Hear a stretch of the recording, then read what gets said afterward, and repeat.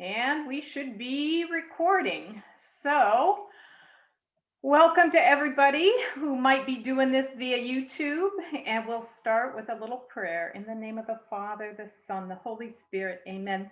Holy Spirit, breathe your life into us and help us to understand what happens in the book of Kings and to understand what happened and what drove Judah and Israel apart, and to learn lessons for today too. So just open our eyes and our heart to your word in the name of the Father and the Son and the Holy Spirit. Amen. All right, time to share screen and get on with this because we had a lot of information this time. So we'll start with the review, which I'm sure all of you are starting to memorize now. Creation, fall, flood, nations, Abraham, Isaac, Jacob, Joseph, redemption, revelation, sacrifice, sanctification, tribes, tragedy, transition, coverage, commands, covenant, conquest, settlement, cycles, love, Samuel, Saul, David, united, divided, right? We have just studied the united part, but today we're going to go into the divided part. We're looking at about 930 BC when the two divide. And so that will be our talk for today.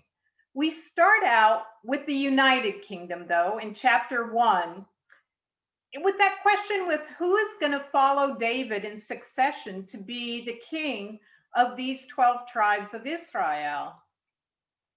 We're told that David's very old now. And in fact, he's so old, it kind of reminds me of how you get a young dog when you have an old dog and you hope to rejuvenate the old dog. Well, in order to rejuvenate David, they decide to get him another wife, Abishag the Shunammite. And we're told by now he's old enough that really what she is a caregiver for him. But she takes very good care of him.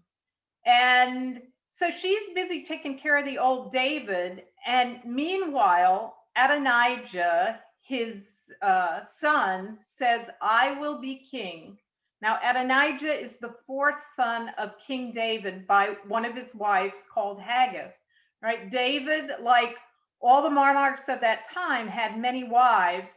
And Adonijah was looking at his dad and thinking, you know, he's too old to rule. I'm going to proclaim myself king, and I'm going to get Joab, the head of the army, to support me. And I'm going to get Abiathar, the high priest, to support me too. And then I'll get a big following of people. And he did exactly that. And he proclaimed himself king. Well, Nathan the prophet gets word of what's going on and that there's this big celebration brewing and that Adonijah has said he's king. And he goes to Bathsheba because King David had promised Bathsheba that Solomon, her son, her oldest son, living son, would be the king of Israel who would follow him. But see, he's the seventh son compared to Adonijah being the fourth son. So you can see where there's a little bit of conflict there already. A younger son has been promised to have the throne. But when Bathsheba goes to David, David agrees. He says, you're right.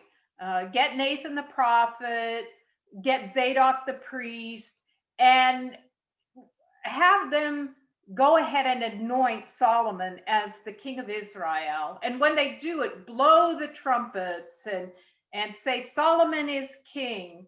And so that's what Zadok and Nathan do, which is what we see over in this picture. You can see Zadok the priest anointing him with the holy oil, and Nathan the prophet standing in the background, and Solomon becomes the king. Well, of course, Adonijah's over celebrating with all his people, and he hears this blare of trumpets, he hears the cheer go up, he sees, hears all this celebrating, and they come to him and they say that King David has made Solomon the king.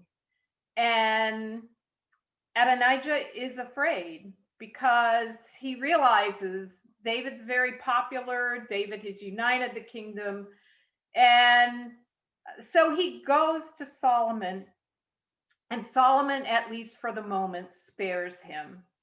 And he says, my father has made you king, and basically that I will give in to that.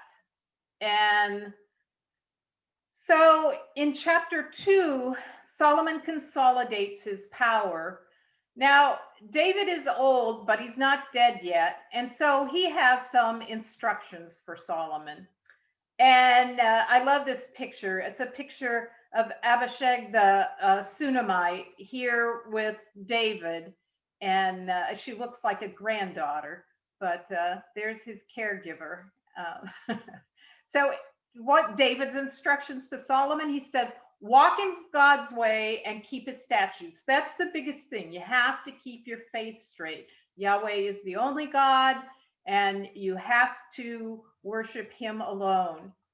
And then he gets into the kind of the petty stuff. To me, at least it's petty, not to him.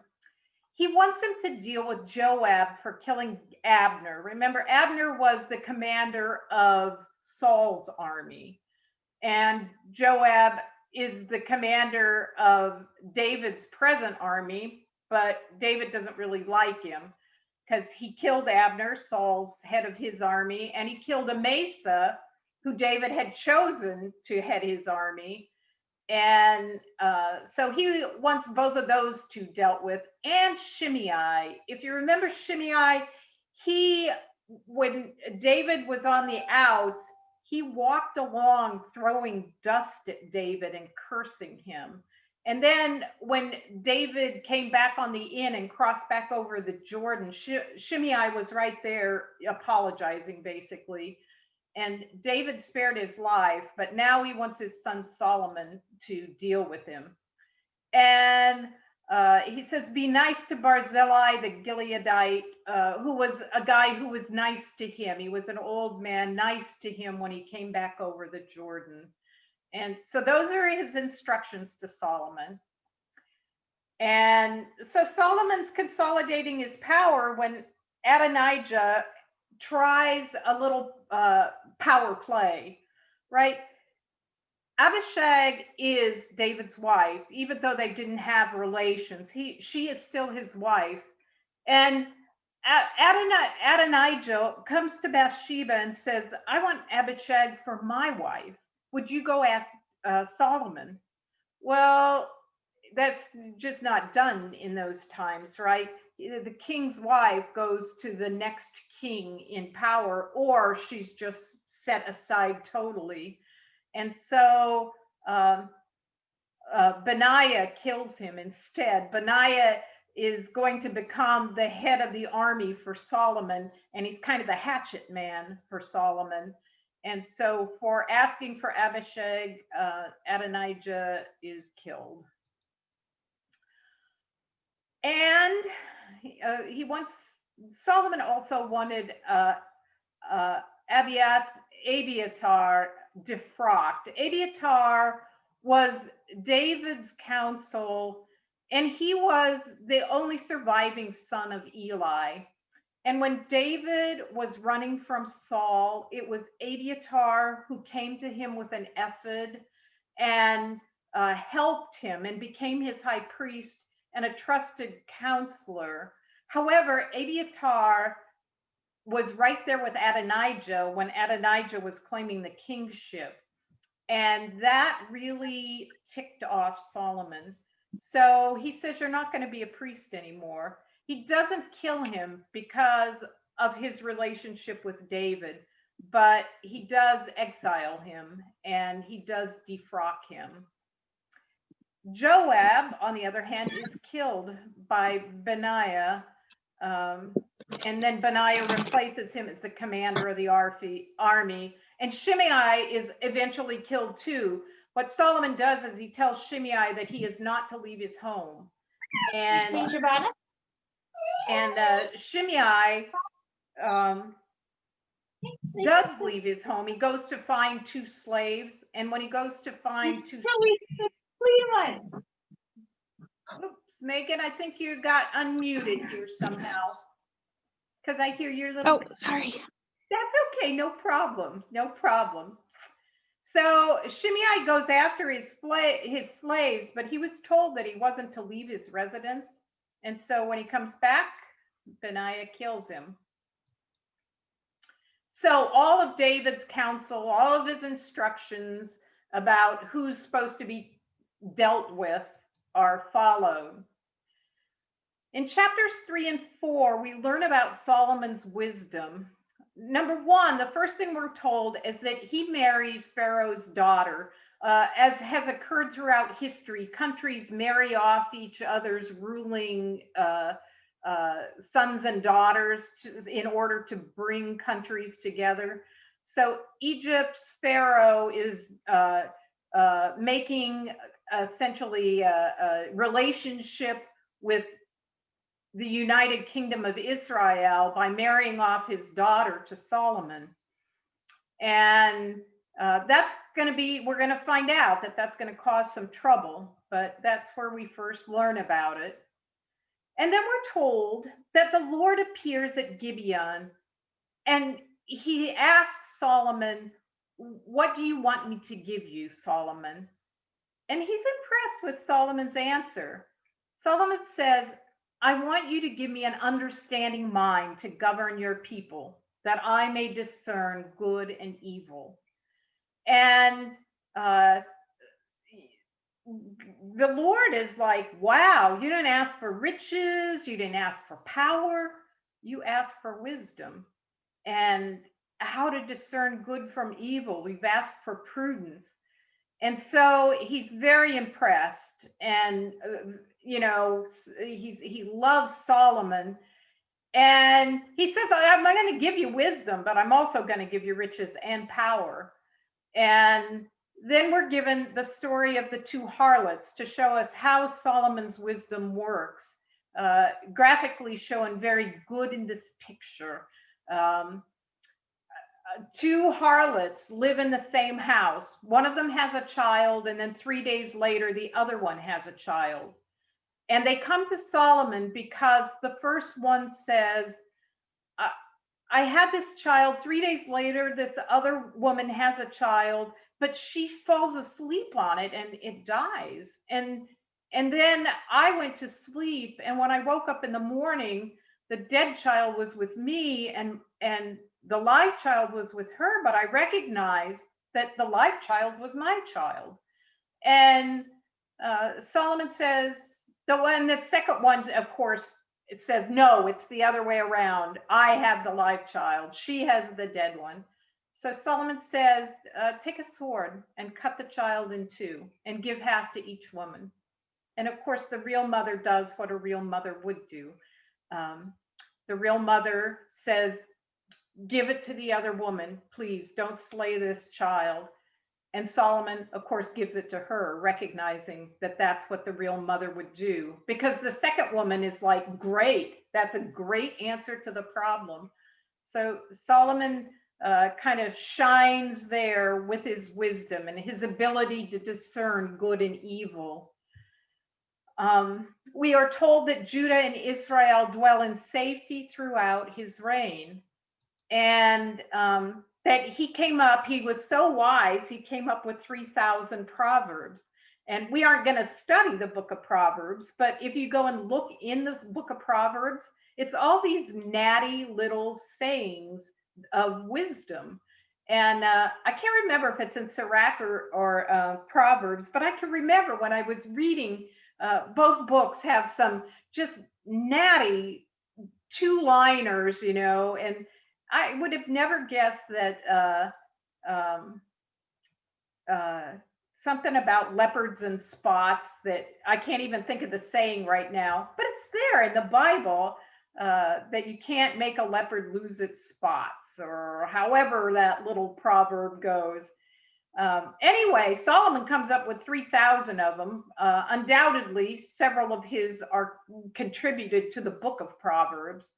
We also have books in the Bible called the Song of Solomon and the Wisdom of Solomon, and they're attributed to him, but they were written centuries after he had passed away, and Solomon did not actually write them, but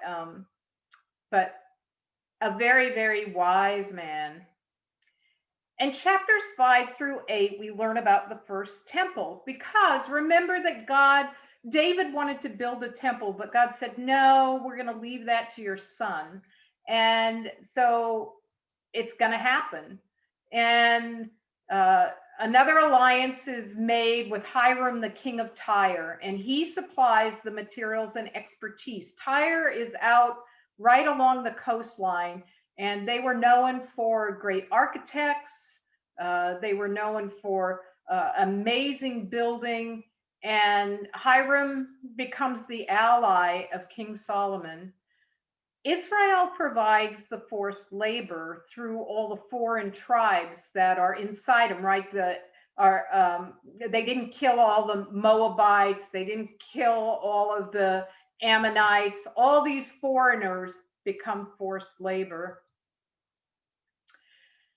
And during this time, God promises to dwell with Israel and not forsake them if they walk in his statutes, and if they obey his ordinances, and if they keep his commandments. And he repeats this several times throughout these chapters and the following chapters. He always caveats his support of the 12 tribes with the part of the covenant that they have to keep up. Solomon also builds a place for himself and for this Egyptian wife of his, separate from his own. And he installs the ark, dedicates it.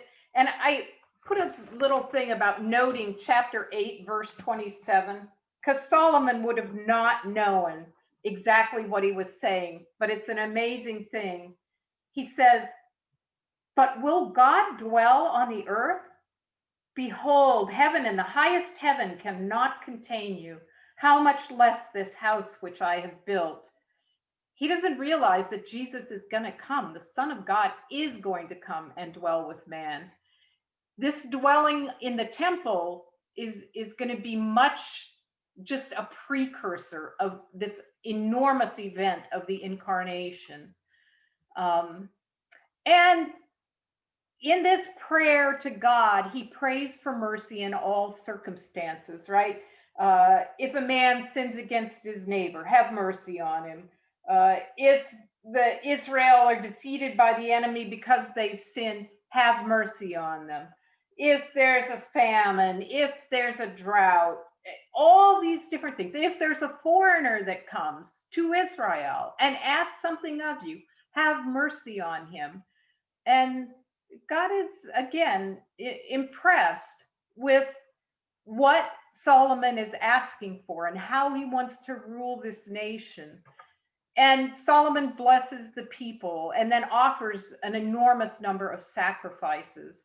And I loved, when I was looking this up on Wikipedia, somebody had made this sketch according to what the dimensions and descriptions were in chapters 5 through 8 of the first temple. And you can see they also got a bronze maker from Tyre, a bronze craftsman, and he makes two enormous columns that sit out in front of the temple, and they're capped with capstones. And he makes a great big huge brazen sea, which it just holds water, but it's enormous, and it sits on 12 bronze oxen, all of them facing out so that it rests on their horns and backs. And you have the vestibule where everybody comes in. Then you have the greater house of the holy place. And then you go down steps or up steps, excuse me, and into the holies of holies. And up in the upper picture, you can see the Ark of the Covenant up there. And so that's what Solomon builds for God. And when God comes, it says he fills the temple, and he fills it with a cloud, and the cloud is so dense that everybody has to leave the temple because the glory of God is so palpable, is so all consuming. And it's called the Shekinah, God's Shekinah, his glory. Remember, his glory led them out of Egypt in a great cloud in the daytime, and that was God's Shekinah, and it fills the holy of holies. And so God is dwelling with them on earth. Now, God's response to Solomon's prayer, that he has a beautiful response in verses 4 through 9, but it's a two-sided response. It's a beautiful promise and a dire warning. And again, he repeats, you have to follow my commandments. You have to do what you promised me to do in the covenant. And if you don't, then I will abandon Israel, and Israel will fall, and this temple will become a ruin. And so God is very honest with Solomon and the people. So when it takes 20 years. It says it takes 7 years to build the temple, and then 20 years or 13 years to build everything else. And so a total of 20 years in the building process. And when he finally ends the building process, he goes to Hiram, the king of Tyre, and he says, oh, I've been giving you food. That was one of the things that he was doing in repayment of Tyre, sending all these experts and trees, all the cedar to finish off the inside of the temple, lots of gold. Tyre was giving them all sorts of stuff. Israel was supplying them with food, and at the end gives him 20 cities. But Hiram goes to the 20 cities and he's like, oh, I can think of 20 cities that I would not want in repayment. And obviously Hiram thought the same thing of Solomon's gift. So now Tyre and the 12 tribes, they're not enemies, but they're on shakier ground. We're told that Solomon made all the foreigners slaves and built and built and built and built. And one of the things that it said he built was the Milo. And the scholars have disagreed forever on exactly what the Milo is. But Milo in Hebrew means fill, like landfill or fill stones. And in 2005, there was an archaeologist in Israel, and every now and then they go to build something new in Israel. And when they start removing dirt, they find something old. And sure enough, here is a bunch of steps and a building made out of fill stone, of little tiny stones, not ones that are quarried. And the temple stones were enormous. But must be, they believe, the Milo. Still some scholarly debate about it, but I thought it was such an interesting picture. I wanted to show it to you. And Solomon also builds a fleet. This is something brand new for the 12 tribes. And Tyre has to help them because Tyre has always been on the coast. Tyre has a fleet and trains sailors. So they help them build the ships and they help them learn how to sail them. God's chosen all of the people who are actually from the 12 tribes become soldiers, officials, commanders, captains, chariot commanders, horsemen. They're not the forced labor. They're not like the guys who are hauling all this stone and quarrying it and doing all of that. They're their bosses. But the other thing that happens is somebody's got to pay for all of this stuff. And so the people are taxed, and they're taxed a huge amount. So the foreigners are unhappy because they're basically slave labor and breaking their backs building all these things. And God's chosen people are unhappy because they're paying taxes out of the yin yang, and even these jobs are not particularly easy. So there is a lot of unrest caused by all this building. In chapter 10, we're told that the Queen of Sheba visits. There's a lot of debate about where Sheba is, and uh, we, it's really kind of not that important chapter. Really, this queen comes. She wants to test Solomon's wisdom and to see his riches. She asks him the hardest questions she can. Then she spills her whole heart out to him, and he can answer everything. And she's even, gets down in the spirit because he's so much richer than she is. Although she's brought him all sorts of presents from her own country, spices and gold, and in return, he gives her a whole bunch of stuff.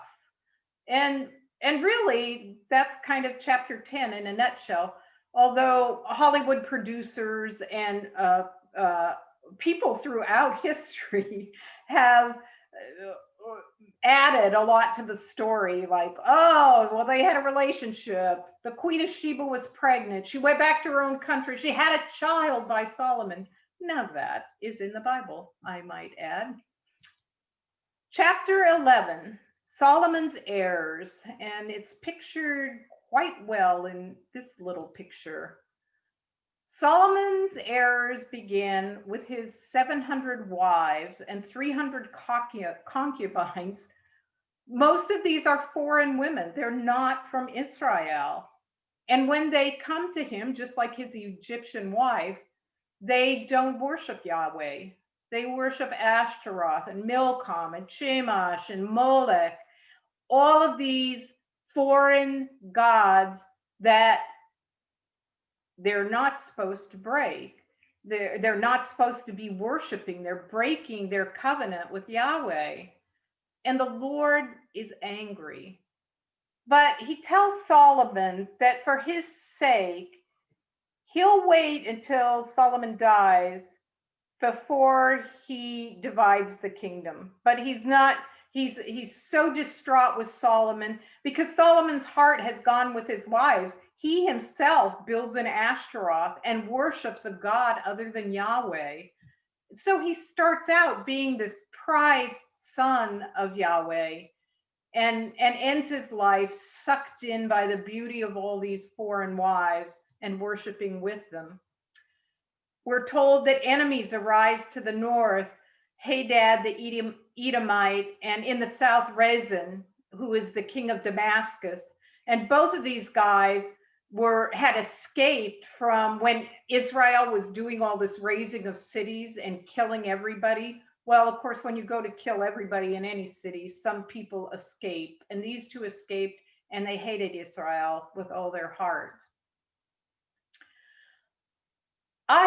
Ahijah, the prophet, rends a garment into 12 pieces. All right, so we got this people who are very unhappy with David and with Solomon, and especially with Solomon on all the taxes he's levied and all the hard work that they've done. And so there is an Israelite named Jeroboam, and he is not from the tribe of Judah. And he was picked out by Solomon as being a tremendously good laborer. He worked on the Milo. And when he did, he was put in charge of it because he was such a good worker. But he too is unhappy with what's going on in the country. And this prophet, Ahijah, comes to him, and he has a brand new garment with him. And he tears that garment into 12 pieces, and he hands 10 of the pieces to Jeroboam. And he says, Yahweh, the Lord, is going to give you 10 of the tribes of Israel and make you king. And he's going to leave one tribe with Solomon's son who comes after him. And Jeroboam, he's like, oh man, I better get out of here, right? Here's this prophet. I have this very powerful king, and now I'm told I'm going to be king of 10 tribes. I'm heading to Egypt. So he goes to Egypt, and the Egyptian king loves him, and he waits there for Solomon's death. And when Solomon finally dies, Jeroboam he returns from Egypt, and he is pronounced the king by 10 of the tribes, right? They don't like Solomon anyway. And Solomon's son Rehoboam really torques him off, because when Solomon dies and Rehoboam becomes king, the old men say to him, his old counselors, he asks them, what should I do? And they say, you really need to lower the taxes. You need to take some of the load off of all the people and off your slaves, laborers, because they're going to rebel. And if you just lighten their load, they'll hang with you. But Rehoboam, Solomon's son, he doesn't really like that counsel. So he goes to the young men and he says, what should I do? And the young men are like, oh, do not do that. You go to the people and you tell them you are going to increase their load, and that, your sting is going to be like the sting of a scorpion. And Rehoboam follows the advice of the young men. And in doing that, he gets the rebellion of the 10 tribes, and they follow Jeroboam. And so the kingdom splits in two. Israel becomes the northern kingdom. That's the name it will go by, or by its capital, which is going to become Shechem. And there's Shechem right there outlined Samaria is going to be the capital. And so in the Bible, you're going to read, and they'll call Israel Samaria because it's its capital city. But we are told that Jeroboam, who not from the tribe of Judah, right? He's from a different tribe. He first dwells in Shechem and Penuel and builds them up. And there's where Shechem is, and here's where Penuel is. And Jeroboam realizes, right, the only place people are supposed to worship Yahweh is at the temple. That's where the ark is.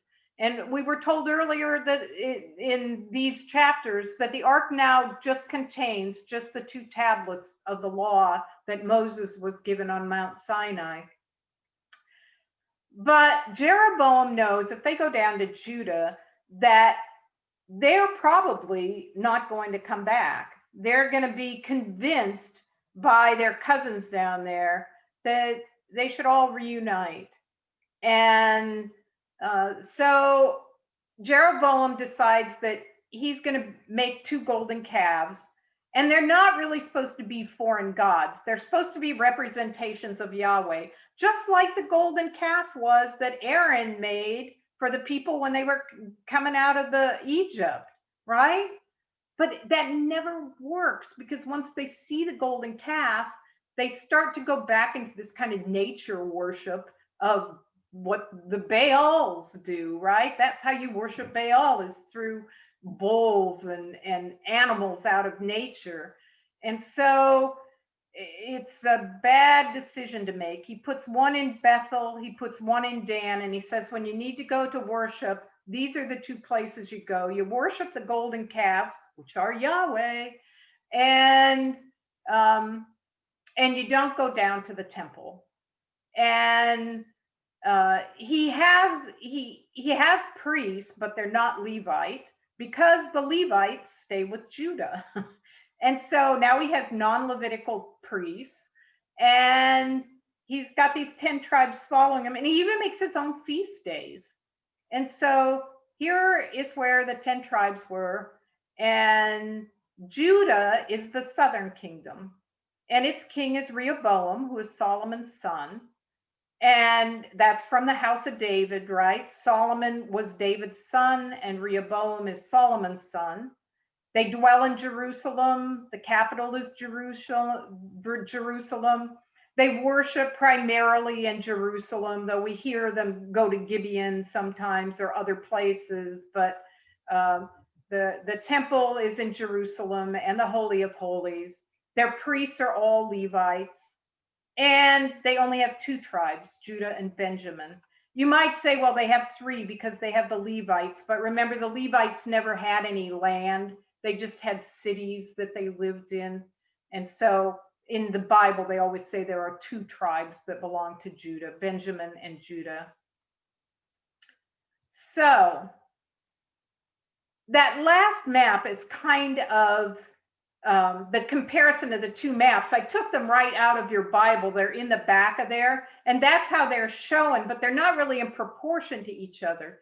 And I just thought it was interesting that if you do line up where Damascus is and where Damascus is in the divided Judah and Israel, and Beersheba now lines up down here, this is how the country shrunk when they divided, right? United we stand, and we are very strong, and we have all this land because we have one big huge army. We all move in one direction. Divided, we become much smaller. They lose all their land that is east of the Jordan River, and that is huge. And they just shrink back. So chapters 13 and 14, Jeroboam gets some bad news. And here's a picture of Jeroboam. You can see the golden calf up here in Bethel, where, right, they were in Bethel and Dan, and here are people sacrificing to the calf. Not a good scene.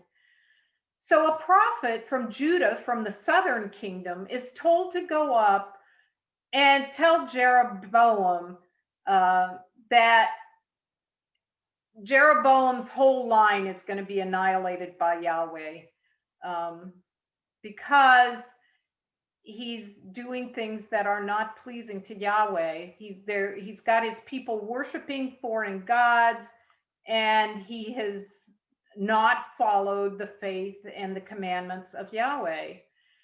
And he's told that this is going to happen under a king from the north called Josiah.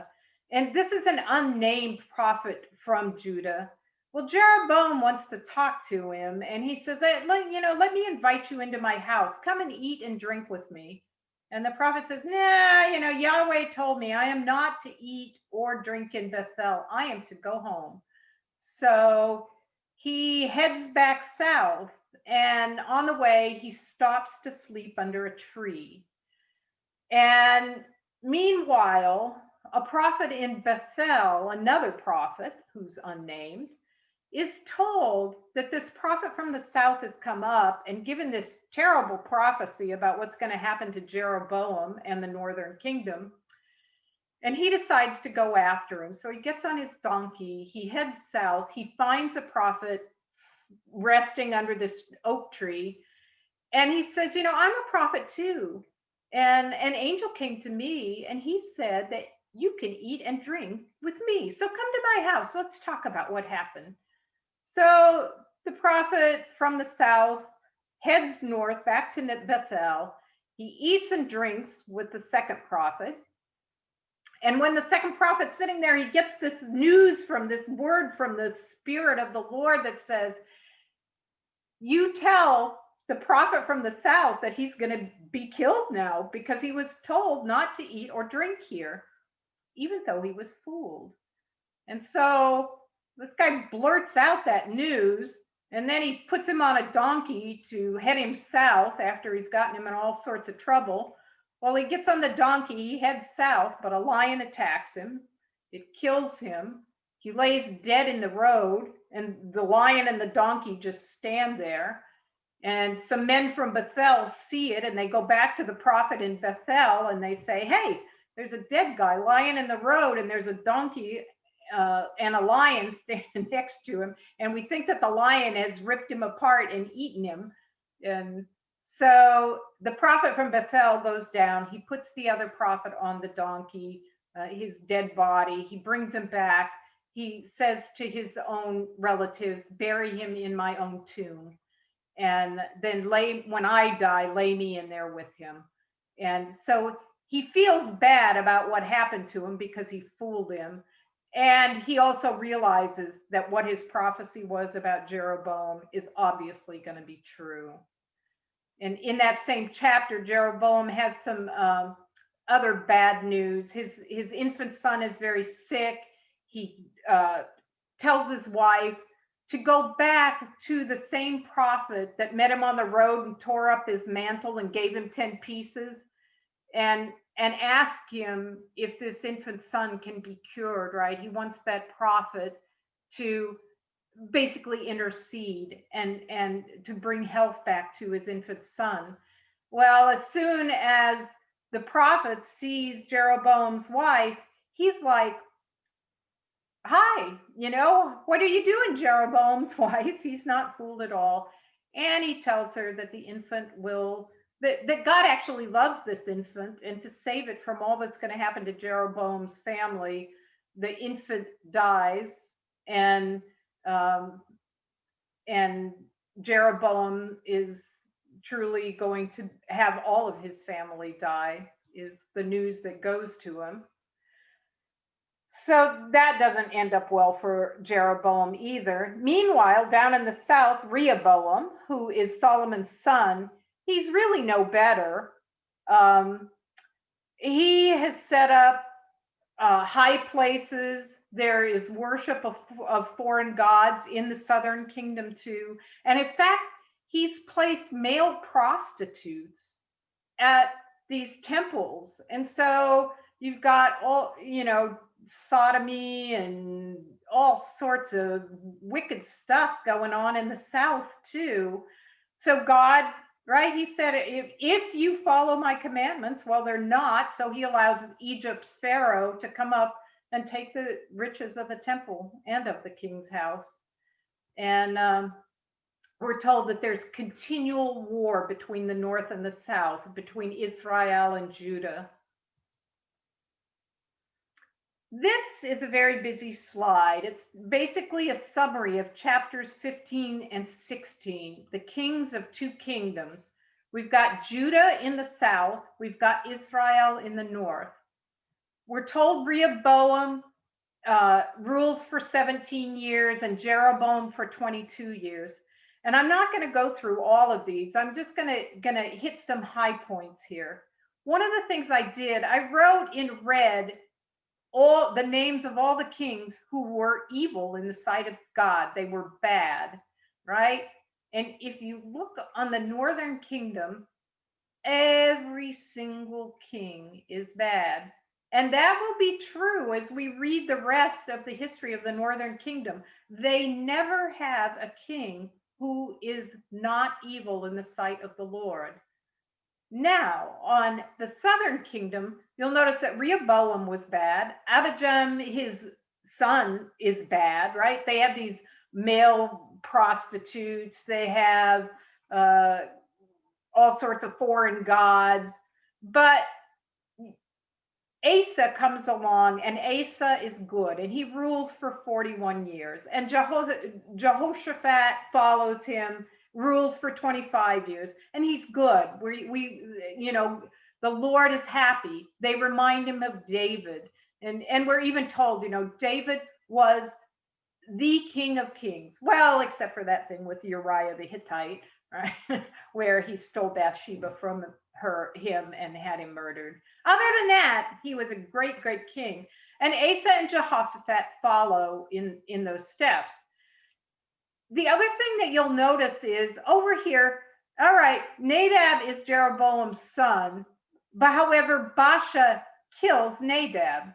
So now it's not following in anybody's lineage here, because then Elah is Baasha's son, but then Zimri kills Elah, and he's from another family.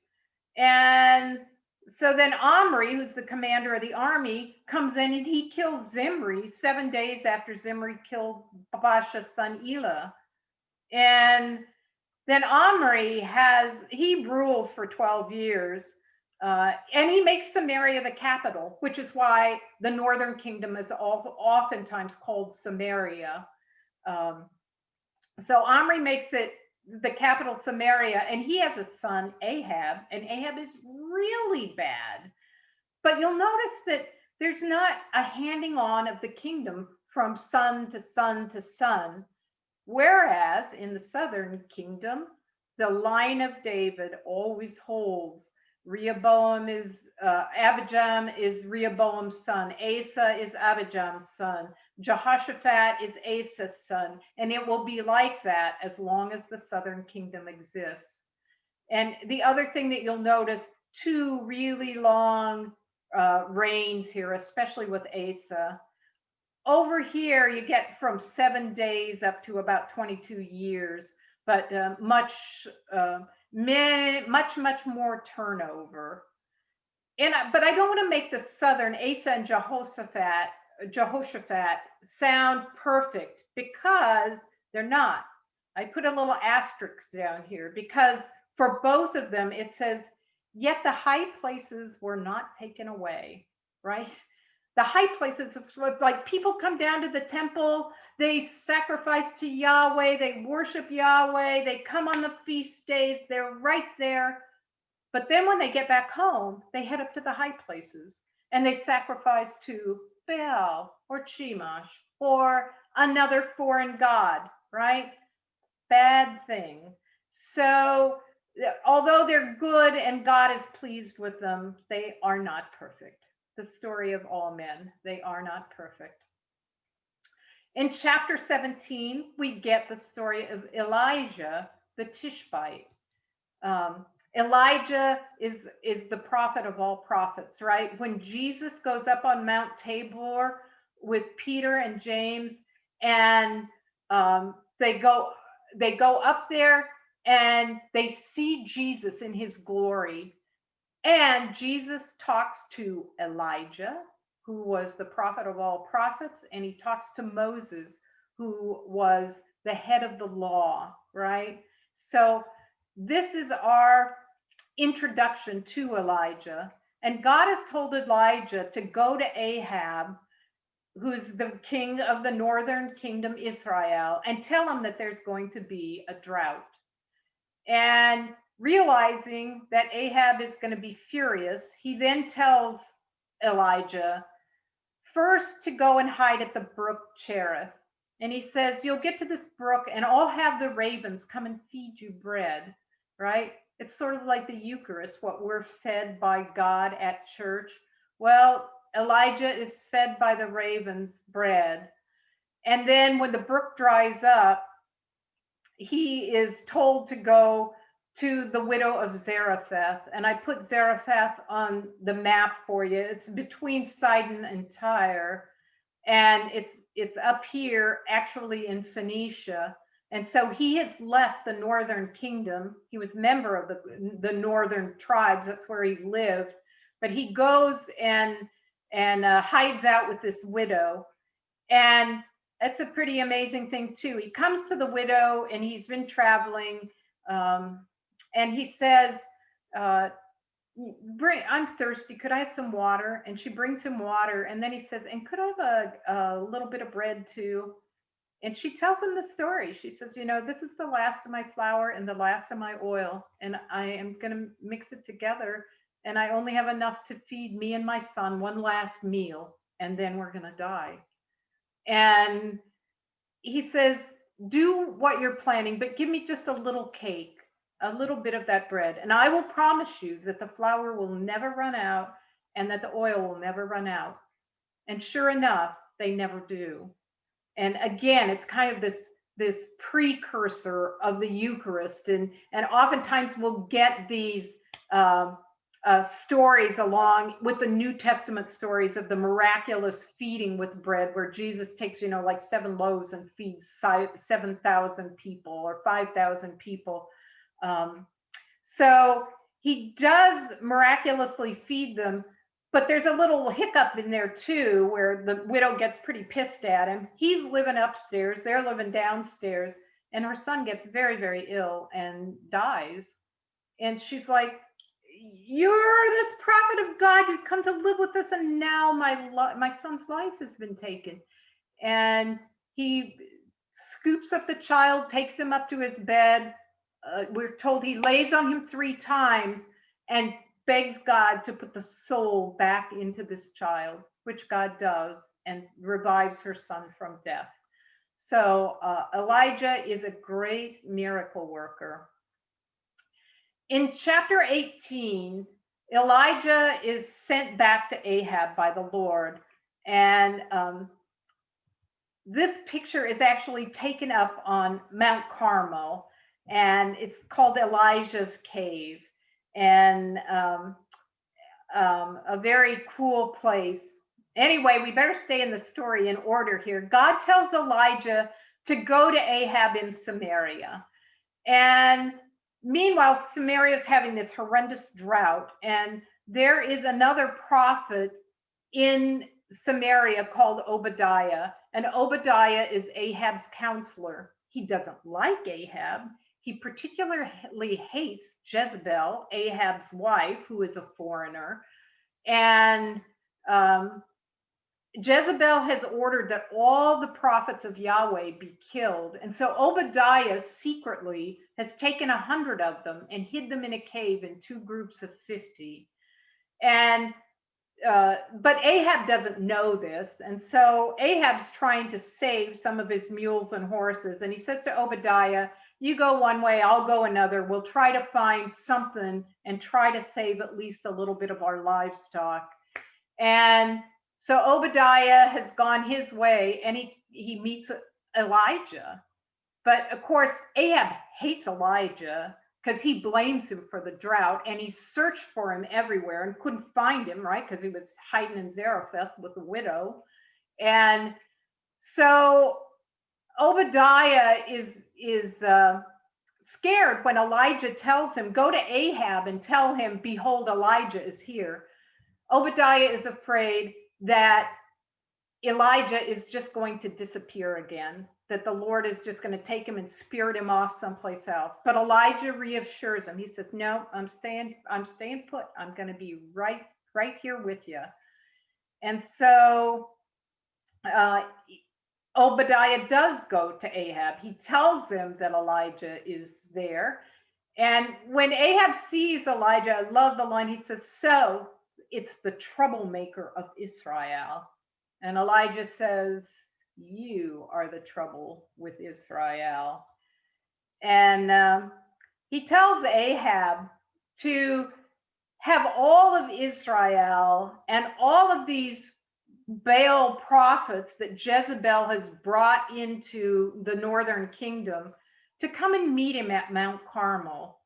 And Mount Carmel, if you've ever been to Israel, is right outside of Haifa, and you just go up this switchbacking road all the way up to the top of this very high hill. I'm from Montana. I wouldn't really consider it a mountain, but it is very high and very rocky. And you go to the top of it, and now there's a monastery there. And that was where all of them were going to meet, on the top of Mount Carmel. And so they get there, and there's 450 prophets of Baal. And Elijah says, all right, let's see who the real God is. Get 2 bulls. I'm going to sacrifice 1 bull. You sacrifice the other bull. We'll put them on top of wood, but we'll let God provide the fire to burn this burnt offering. And you guys go first. There's 450 of you. It must be easy for you. So Baal's prophet, they cut up this bull, they put him on the wood, and they're dancing around, they're moaning, they're begging Baal to start this wood on fire to burn the sacrifice. And around noontime, Elijah starts making fun of them. Yay, is Baal asleep? Did somebody forget to wake him up? Why is he not doing anything here? So then these 450 prophets start cutting themselves and stabbing themselves with spears to kind of wake Baal up and show them that, they're sacrificing themselves, and nothing happens. And so then Elijah says, here, dig a trench around my wood and around my bull. And it's all cut up and in pieces on this wood. And then he says, get 4 jars of water and pour them all over that sacrifice and all over the wood. Oh, and do it again. Oh, and do it again until the whole trench fills up with water. And then he prays to Yahweh and he says, Yahweh, show them who the one true God is. And Yahweh sends, it sounds like a lightning bolt. It evaporates the burnt offering, the wood, the water, everything is gone. And the people of Israel who have gathered around, they're like, oh, we know who the real God is. And so they kill all the prophets of Baal. And that doesn't make Jezebel happy, right? Jezebel is this foreign wife of Ahab, and Elijah is afraid of her. And he flees to southern Judah, to Beersheba. And he sits down under a tree and he asks God just to kill him. He's ready to go, right? He doesn't want to be killed by Jezebel. He knows it's going to be a torturous death. He stood up for God. Now he just wants to go. But an angel wakes him up and brings him food and tells him to eat and to drink.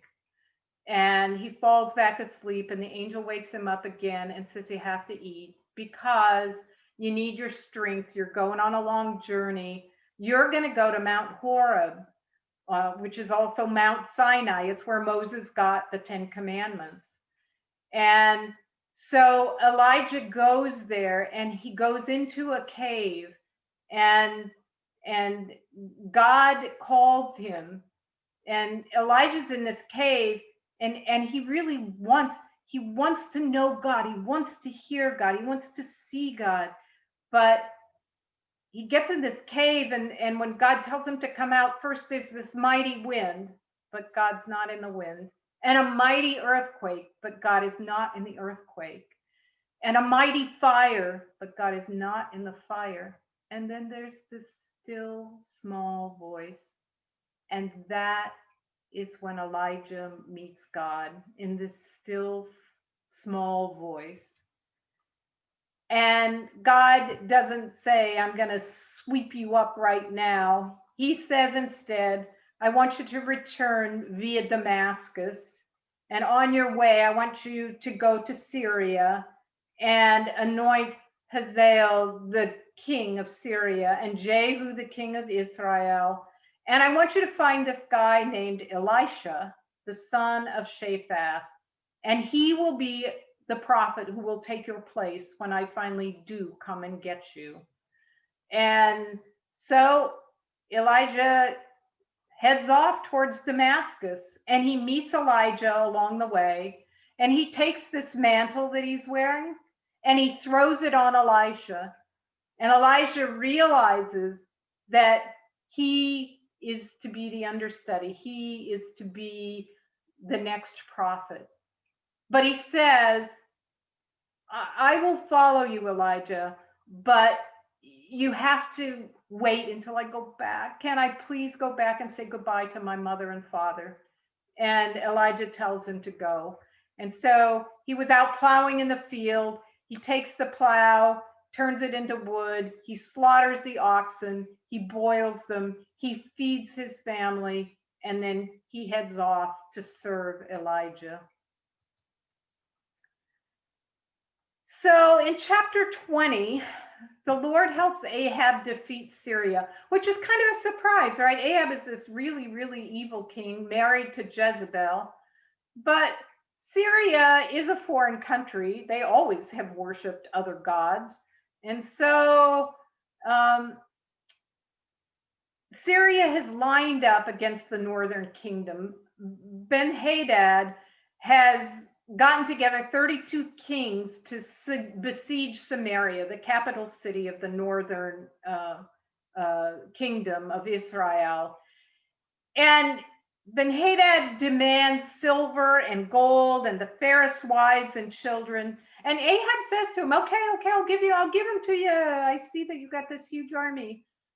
And then Ben-Hadad says, good, you'll give those to me, and then the next day I'm going to send my servants into your houses and they'll take whatever they want. And at this point, Ahab says, "Oh, I don't think so." And so God comes to Ahab, and he doesn't like Syria. Syria is basically now confronting his own chosen people. And so he's going to show Syria that he is God and God alone. And he does that twice. First, Syria comes up against Ahab and they're defeated, and Ben-Hadad heads back for his own country. And but Ben-Hadad, again, God tells Ahab he's going to come back in the springtime. And when he goes back to his own country after being defeated, the king of Syria gets with his counselors, and his counselors say, the reason we were defeated is because their God is a God of the hills. Our God is a God of the valleys.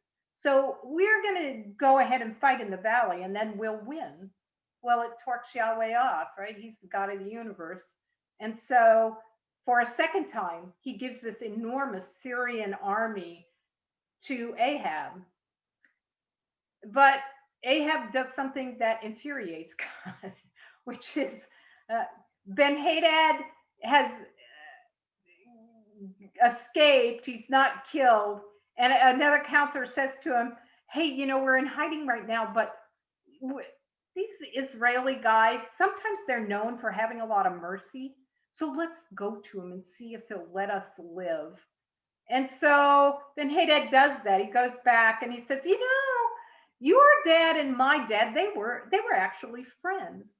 And I would allow you to have marketplaces in Damascus, just like we had marketplaces in Samaria. And I would give you back all those cities that I've taken that were yours. And so Ahab makes a treaty with the Syrians, which torques God off, right? The whole reason God was helping Ahab was because even if he didn't like Ahab, he liked the Syrians less. And so the Lord curses Ahab and says, the dogs are going to lick your blood, and the birds of the sky, anybody who's out in the country and dies, is going to be eaten by them. That's a part of your family. So bad things are going to happen. In chapter 21, the bad things are not happening quite yet. We got Naboth's vineyard,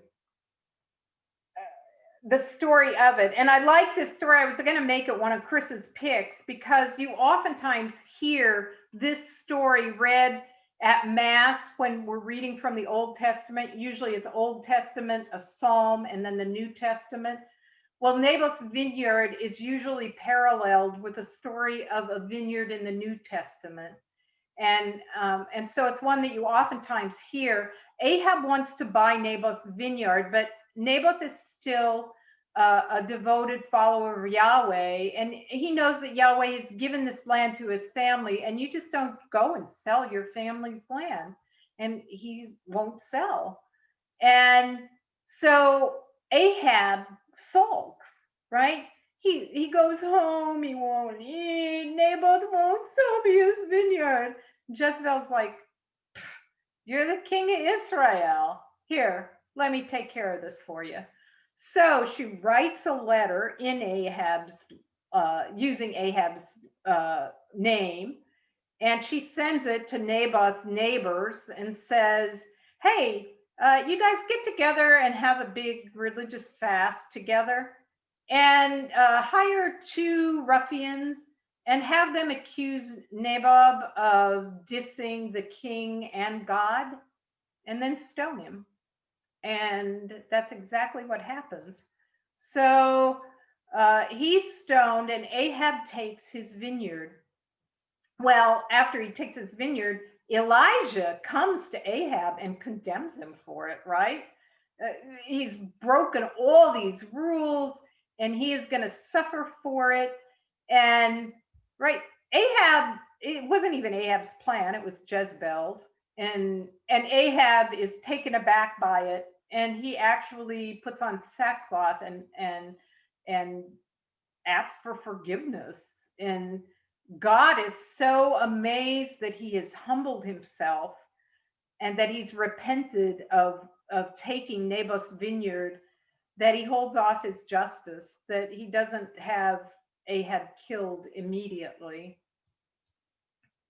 However, in chapter 22, we read about the end of Ahab. Jehoshaphat was that, right? He follows Asa. He's Asa's son. He's also a good king, and he's a peacemaker. And he has made peace with Israel. And Ahab has gone to Jehoshaphat because he wants to go to war with Syria. I mean, 3 years ago, he made a treaty with Syria that really torqued God off. But now he's ticked because Ramoth Gilead had been Israel's city, but Syria still had it. And he wants Jehoshaphat from the southern kingdom to go to war with him against Syria. And Jehoshaphat says, you're my brother. Yeah, right. Whatever you want, my troops are your troops. My horses are your horses. But then Jehoshaphat says, let's ask God about this, first. Do you have any prophets? And Ahab says, oh yeah, I have prophets, So he calls together a big group of prophets, and the prophets, are prophesying, and they're all agreeing, go to Ramoth Gilead, you're gonna win. See how these horns are pushing things aside? That's gonna be Israel. They're gonna push Syria right out of Ramoth Gilead. Well, then Jehoshaphat says, isn't there one more prophet? And he's like, yeah, Micaiah, but I don't like Micaiah because he always says bad things. He never says the right prophecy. And Jehoshaphat says, nah, you better call him in. So Micaiah comes in. At first, Micaiah says the same thing. He's like, yeah, go. And Ahab is like immediately suspect. And he's like, haven't I always told you have to tell the truth? And so Micaiah says, all right, this is really what the Spirit of the Lord is telling me. He's saying that Israel will be scattered across the mountains and that you will be killed. And Ahab's kind of taken aback, and he goes on to say, God I see that he's gathered his whole heavenly retinue around him, and that a lying spirit has said to him that he will go in the mouth of your prophets and tell you that you're going to win at Ramoth Gilead, but you're really going to be killed there. And Ahab's like, I don't believe you. I'm off, right? And Jehoshaphat, for whatever reason, goes with him.